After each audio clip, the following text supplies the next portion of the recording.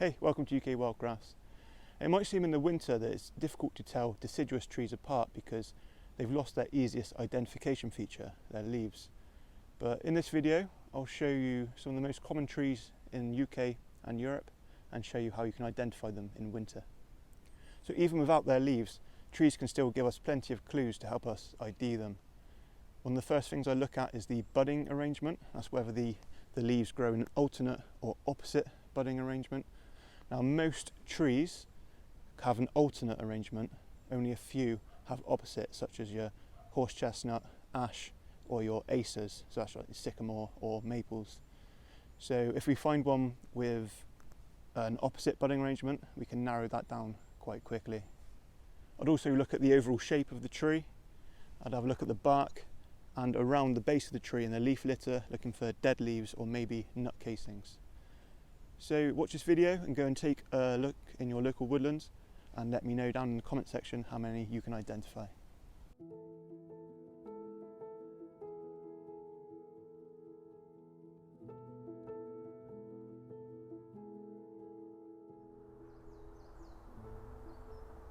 So let's start off with some of the trees that are easiest to ID in the winter.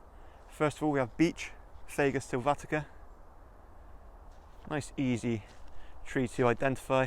First thing I'd look at is the bark, which is smooth and grey. Even as they mature, they don't really get any deep fissures in the bark. They have nice long straight trunks, can occasionally grow up to about 40 metres. They have a domed crown and they're quite finely twigged right at the top. Beech are marcescent, which means they hold on to some of their dead leaves throughout the winter. And if you look on the branches, you'll see the new leaf buds coming through. And they have an alternate arrangement, so they'll grow on one side of the stem and then the other. They're a coppery brown colour and they're quite sharply pointed.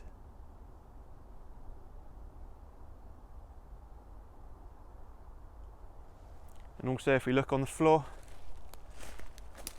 all around the beech trees,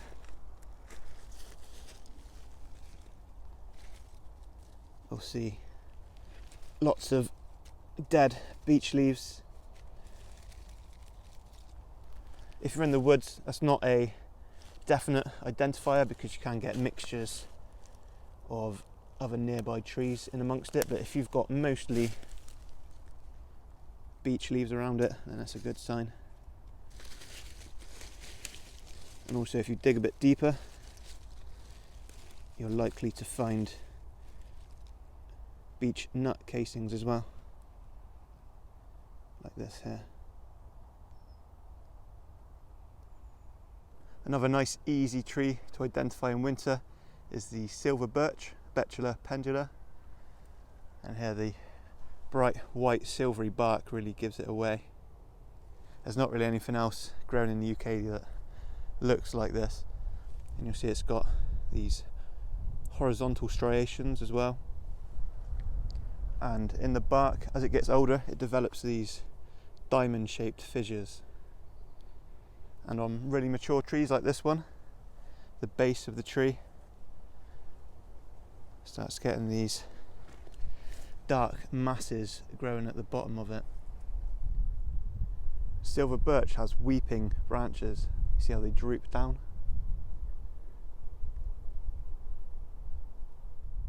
And its buds are small and brown. Sometimes they can be a bit of a light green colour, and they grow in an alternate arrangement, and it has masses of these catkins during the winter.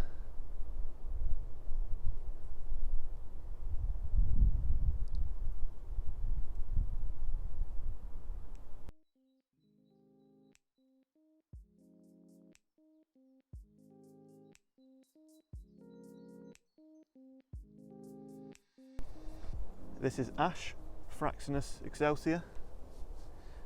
On younger trees, like this one, the bark is a greyish colour and fairly smooth.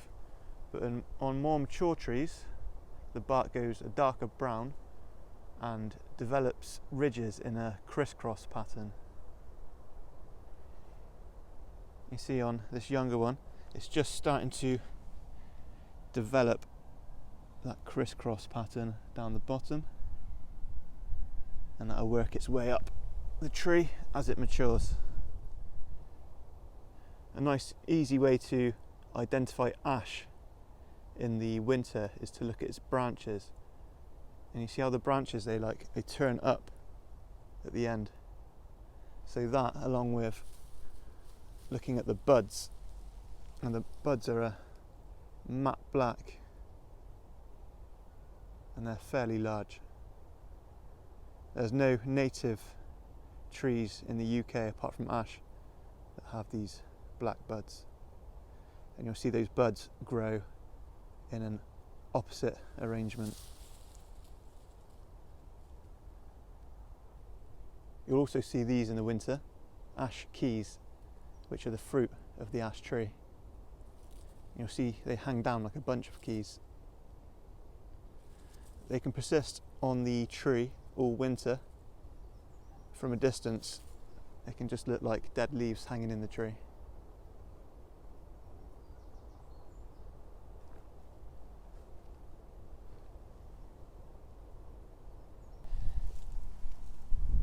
You see all these black lumps. Now they are a fungus called King Alfred's cakes or cramp balls, Daldenia concentrica, and these are very common, and they pretty much universally just grow on dead ash. You can occasionally find them on other deadwoods, but it's very rare. It's almost always on dead ash.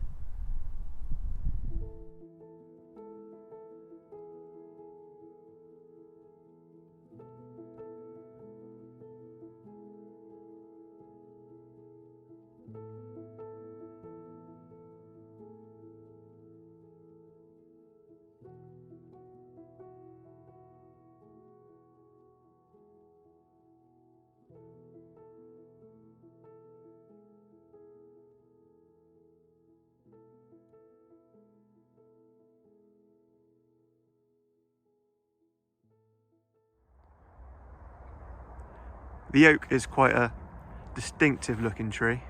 This one here is an English oak, Quercus robur. They're quite a stocky tree with a wide canopy. And they often have branches that start quite low down, not so much on this tree, but they do have very twisted, gnarly branches.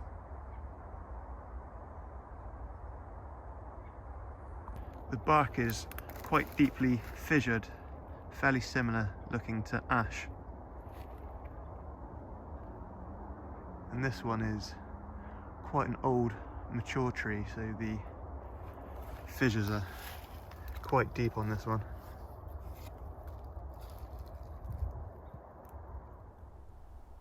Here's a younger oak. If you look at the bark, you'll see it's just starting to develop those vertical fissures. And like the beech, the oaks are marcescent, so they hang on to some of their dead leaves throughout the winter. Although with oak, this is only really with younger trees. And if you look at the floor around the trees, you'll see the oak leaves. If you look at the branches of oak in the winter, you'll see the new buds starting to develop. They are rounded and brown. See, along the stem, they'll just grow as a single bud, but at the terminal point of the branch, they'll grow in clusters, normally of 3 or more.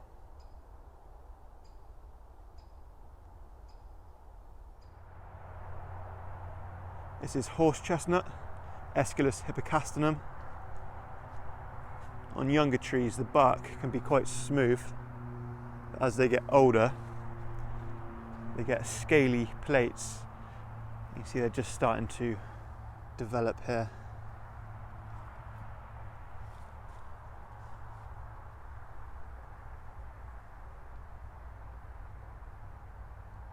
The lower branches on the tree hang down and then curve back up at the ends, a bit like the branches of ash do.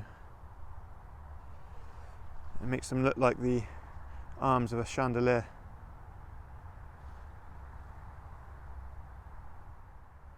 For me, the easiest way to identify horse chestnut in the winter is by the buds, which are quite big. And they're like a reddish brown colour, oval and shiny. Most importantly, they're quite sticky. Horse chestnut has an opposite budding arrangement, so the lateral buds, that is the ones growing along the stem, will grow two from the same point.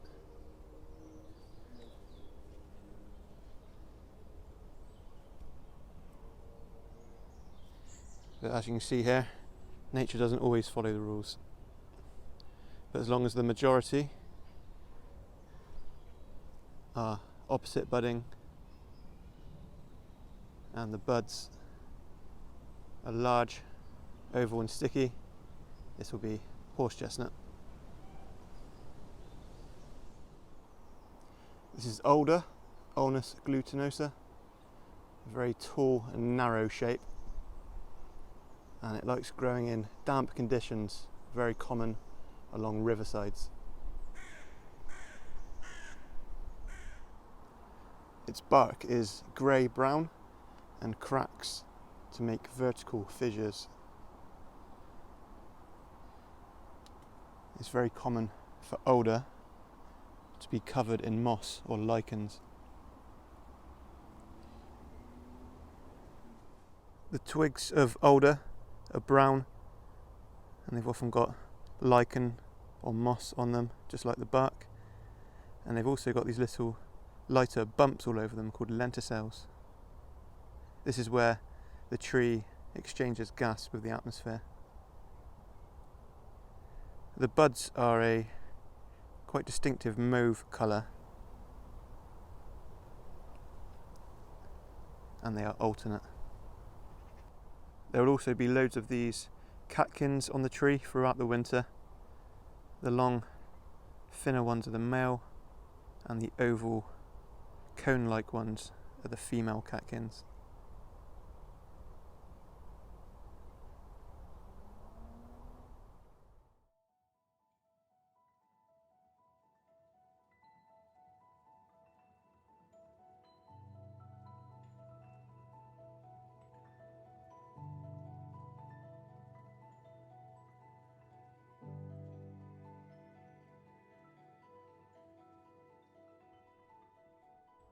Hazel, Corylus avellana, you'll usually see it having multiple vertical stems just growing straight up out of the ground, especially if it's been coppiced.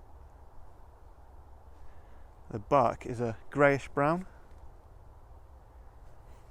and on the smaller, younger stems it's quite smooth. But if you look at the bark on the wider stems, you see it's starting to peel away. The twigs of hazel are covered in a really fine hairs, and the buds are small and green, sometimes with a bit of a red tinge.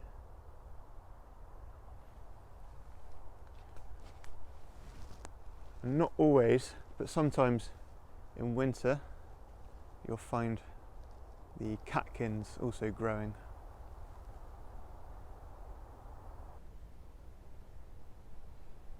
Some good places to go in winter to look at tree shapes are national trust sites, city parks and golf courses. Places that are more open, because in woodlands and forests, because there's competition for space, surrounding trees can force trees to take different shapes. So Places like this, there's a lot more space. The European larch, Larix decidua, is a deciduous conifer, so it loses its needles in the winter. This is quite a young larch, so it's quite small and compacted, but they can grow up to about 30 metres, and as they get older they can get quite a wide canopy.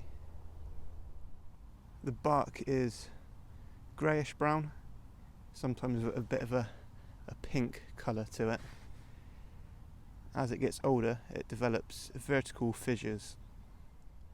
The easiest way to identify larch in the winter is from the masses of these cones all over its branches. You can tell it's European larch because although their cones have opened, they're still quite compacted. Whereas with Japanese larch, the scales will curl right back.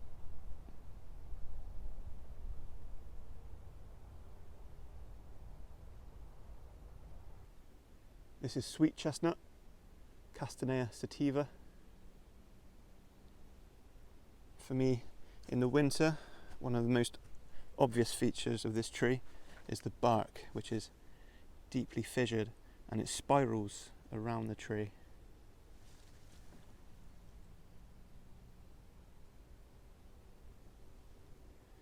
Now these sweet chestnut trees in this area are fairly narrow, but they can grow really wide around the base, and the base can be split into different sections.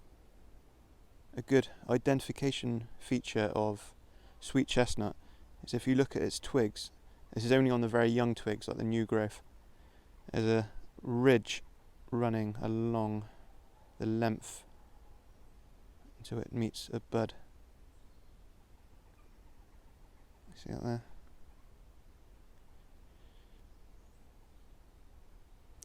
And also the buds are small and oval, and they are alternate.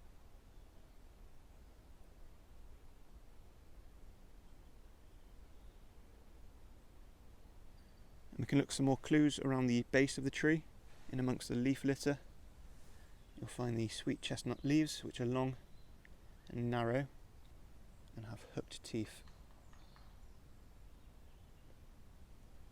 And you'll probably find some of the old sweet chestnut casings as well.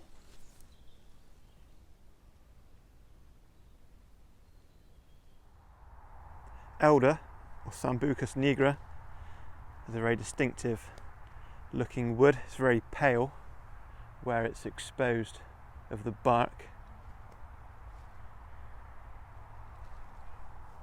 and the bark itself is very light and it's corky, quite soft and spongy, and the bark is quite deeply furrowed as well. The buds of the elder are purple, and they almost look like mini pineapples when they first open.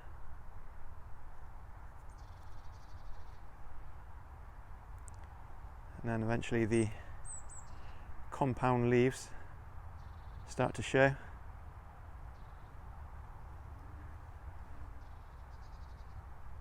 And if you snap a twig, you'll see it has a white pith in the middle, and these sticks smell really bad. Another thing to look out for are these wood ear or jelly ear mushrooms. They grow pretty much only on dead elder, and they do look just like ears.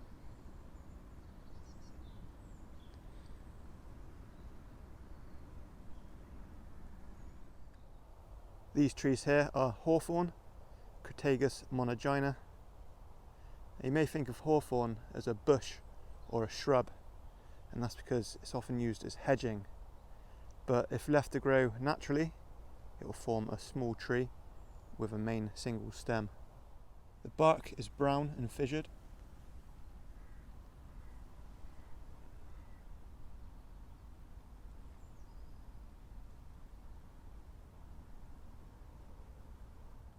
They're a mass of tangled branches which are covered in really sharp thorns, which is what makes them ideal as hedging. The buds are alternate and very small.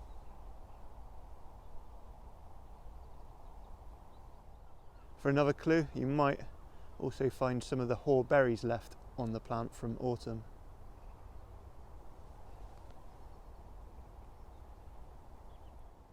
And if you look around the base of the tree for the leaf litter, you'll probably find some of the hawthorn leaves, which are small and deeply lobed.